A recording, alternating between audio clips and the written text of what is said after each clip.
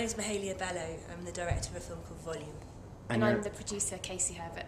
Well, I happened to see, this was my first screening of the festival, I believe, and I was really stoked when I saw your film, and I was surprised when you mentioned that it was a student film because it had all the qualities of feature-length film. So my first question to you is could you see this as a feature-length film? Thank you. Not really, no. We kind of, people talked about it actually when they first saw the film and kind of asked us maybe if we wanted to turn it into a feature. Mm-hmm. And we did think about it, I think, quite seriously. Yeah. But we realised, I felt that we spent a lot of energy trying to make a short film, and it's a thing in itself. All that work into this kind of piece of work. This piece of work has to kind of stay, and if we made a feature, it would just kind of be lost, I think, in favour of the longer form. Yeah. And that seemed a bit pointless. Mm-hmm. I think we hope the film's complete in itself, and that it doesn't need to be extended. Oh, it is. We tried to make it an entity in itself. Yeah. And also, we've got so many other ideas that we want to explore, and so to go back to sort of old territory, we kind of want to move on. And the idea of reshooting something already shot, or an idea, it felt like it would be quite creatively draining. Yeah. And actually, what was really exciting was we got the possibility to develop something new. And that got really exciting because we could use the energy we had from the response from Volume and also from making Volume to go on and make something. So give me a little bit about your backstory. I mean, I was quite impressed by the film. I was telling your producer here that I mean, I've seen some feature films that are nothing compared to this short. So give me a little bit about your backstory. Where you're from the UK, I'm from the UK, from London actually, and I studied fine art before studying film. Okay. And before that, I did a bit of, I used to do work experience in the art departments of feature films. So I used to do a lot of running with props and buying props for different things. So I got a sense of what filmmaking was on a bigger scale, I think, before I went on for made films myself.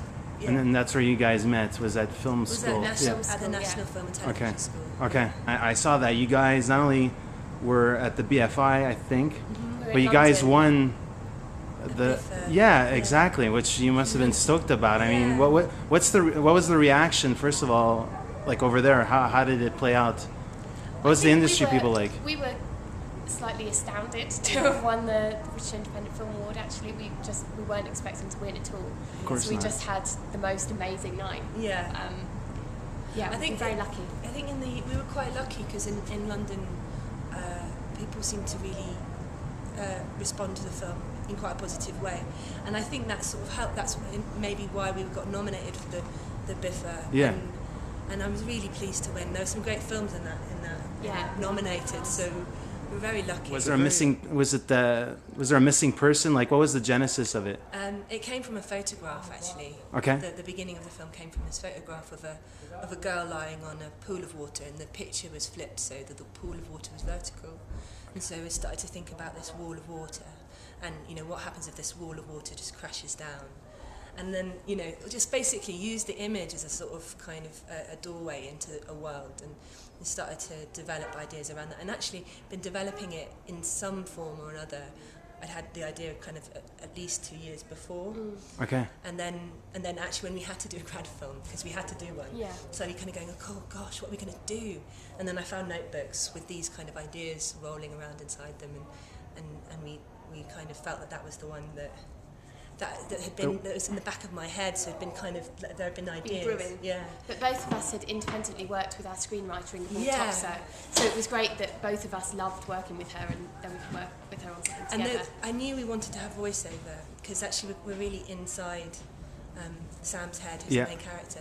And Ingeborg has this particular way of writing, which is quite dark but also really funny. It's sort of on this strange. You get a sense of that throughout the film, that there's it's deep, it's dark, and then there's these moments that just break that tension, that build up, and they were actually quite funny. There's a lot of great one-liners. She's got quite a kind of humorous insight into the world, and actually I just like the way she sees the world, I think. And then so when we were developing the script, we kind of it started to come out a bit more, and we started to pull at that side of things a bit more. Yeah. Yeah, actually, I'm really curious as to who shot the film. Your DP. Yeah. Apparently, this person I think is here with 2 films, Yeah. Yes, which she is like Yeah. just unheard of. So maybe you could just. Who is this person? Is Her it name's Chloë Thomson. okay? And she's an amazing cinematographer. She studied with us, and I'd shot another film with her at the film school, and we decided to work together again. But she shot our film as her grad film, and then on the back of our film, she got this other film, which was quite a large budget short film called Jonah, which is amazing, where she got to go to Zanzibar, and they trusted her to do that, which is amazing if she's just come out of film school. And then not only that, her graduation animation called Head Over Heels has just been nominated for an Oscar. Wow. So she's on she's a roll. having a pretty good year. Okay. You know, Wow. I'm really proud of her. Yeah. You know, she's Well, done really it was a great collaboration between you and her. I mean, you could. It was very sensual, very. Lived with her, you know, we put up pictures all over the walls, and Which is still there. there. You're a big fan of the slow mo. And the underwaters. It was great work there. We had a lot of help with that actually, because we knew we wanted to do it, and we kind of partly because the film idea had come from this particular move into the water, and it sort of came from that. It was really integral. We had it, and it was tough on Casey because we only had £10,000 to make the film. Yeah. And actually, you know, £10,000 is the cost of underwater for a day. You know. Yeah. There was a lot I'm of sort of smiling at people and begging them to do things for free. Wow. And the same with the locations. You know, it was a bit of a hard. I don't know if it was just me, we wouldn't have been able to make this film. It was kind of a hard production to do. Of course, it takes a team to come up with a creative vision. And especially kind of a lot of girls running around and knocking on doors and saying, can you please help us for free? It's sort of... Maybe it works better that way. It sort of helped us out a bit. Yeah. So the Sundance call, when did you get it? What was that moment like? That was actually wonderful. Yeah. We were working with Ingeborg again, and we were sort of coming up against a deadline for the treatment for our feature film that we're making. Okay. And we'd had kind of a really hard slog for about 3 days, very little sleep, all together.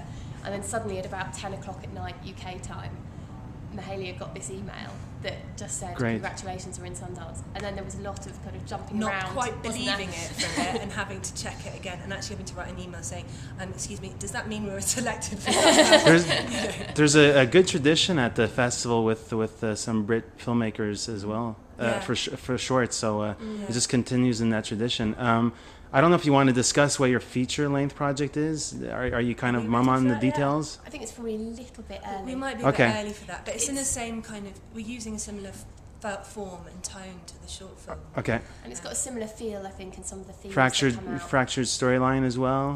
So, yeah. More to do with the mystery of someone going missing. Okay. It's kind of... And told from a very subjective perspective. Cool. Yeah. Cool. Thank you so much for this interview, and pleasure meeting you. And hey, this is Eric from IONCINEMA.com. If you want to support us, subscribe below. For more reviews, interviews, film festival coverage from Sundance, Cannes, Toronto, you want to check out these guys on this side.